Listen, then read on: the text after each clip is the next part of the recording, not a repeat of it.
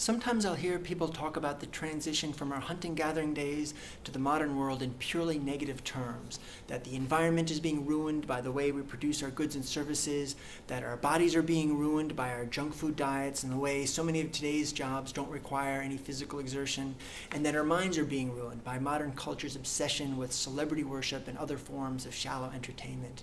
And this will sometimes be accompanied by the question, why the hell did we do this to ourselves? But I'll also hear other people sometimes talk about that same transition in terms of, or in glowing terms of pure progress. That life for the hunter-gatherer was just nasty, brutish, and short, as the expression goes, and that all our triumphs in science and engineering and medicine and art have made life immeasurably better. Now, each side can sound convincing when presenting its own selective evidence.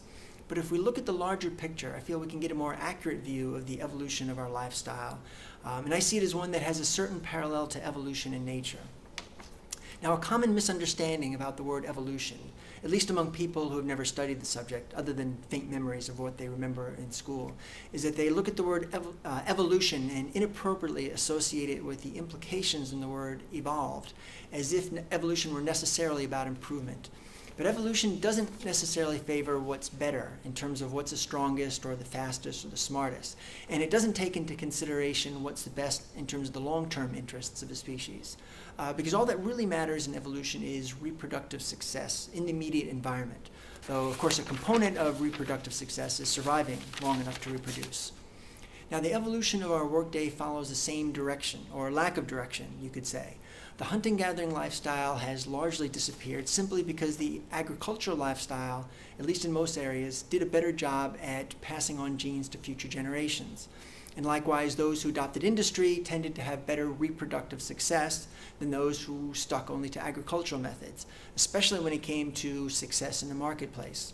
And the same goes for competition between older industrial-based methods versus modern computer-based methods. For example, a bank that insists on using human tellers only couldn't possibly compete against a bank that offered ATMs and online banking. Now, in nature, changes brought on by evolutionary forces sometimes do benefit the long-term interests of a species. For example, penguins that happen to be born with oilier feathers than their siblings are faster swimmers. And this is because the oil cuts back on water resistance and it makes it easier to escape from predators. And this means they're more likely to reproduce than their slower siblings. And because many traits are passed down by heredity, the offspring of these oily feathered penguins are also more likely to have oily feathers. And eventually this trait ended up spreading to the species as a whole. So this particular adaptation benefits the penguin's short-term circumstances as well as its long-term interests. But evolution doesn't always work out that way. Now, if we look at the feathers of the peacock, for example, the longer and the more striking these tail feathers are, the more females they'll attract. So the peacocks with the longest and most beautiful feathers are the best at attracting mates. And in that sense, they have the best success at passing on most genes to future generations. But those long, beautiful tails are also a bit clumsy, or at least it can slow them down. And it makes it more difficult to escape from predators. And this, of course, works against their long-term interests, at least out in the wild. Anyway, so traits that serve the immediate goal of reproductive success don't necessarily aid the long-term survival for a species. Sometimes the two work against each other. Now, like the adaptive changes in the feathers of the penguin, changes in human behavior that are primarily driven by short-term goals sometimes do parallel our long-term interests. For example, our increased knowledge about nutrition and exercise and medicine can benefit our immediate lives and benefit us 50 years down the road and benefit the lives of our children and grandchildren. But like the adaptive changes in the feathers of the peacock, human developments that best support our short-term goals will sometimes weaken or even sabotage our prospects for long-term survival. And the best example for this is nuclear weaponry. Back when Nazi Germany was working on an atomic bomb of its own, it was completely in the interest of America's survival to create our own atomic bomb first.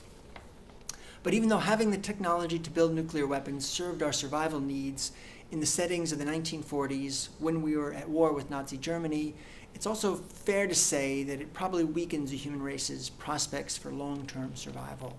But regardless, just as short-term interests are not what drives evolution, just as long-term interests are not what drives evolution, long-term interests are not what drives most of human behavior either.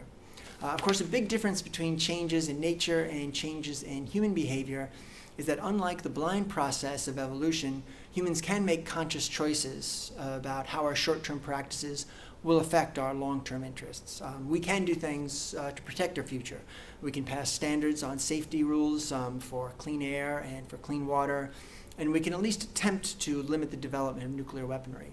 But my intention here is not to preach about the environment or preach about weapons control agreements. My only intention in this video is to try to make sense out of something that often seems not to make sense. So for those who focus primarily on the negative aspects of modern life and say, it's just crazy that we've done these things that are ultimately self-destructive, I'm only saying that the changes that have taken place because of the transitions between hunting gathering to agriculture to industry to the modern computer age, they do make sense when you realize that change is always predominantly driven by the immediate demands of survival and reproductive success, not by long-range optimality. All right, that's it for my book's shortest chapter. Thanks for watching.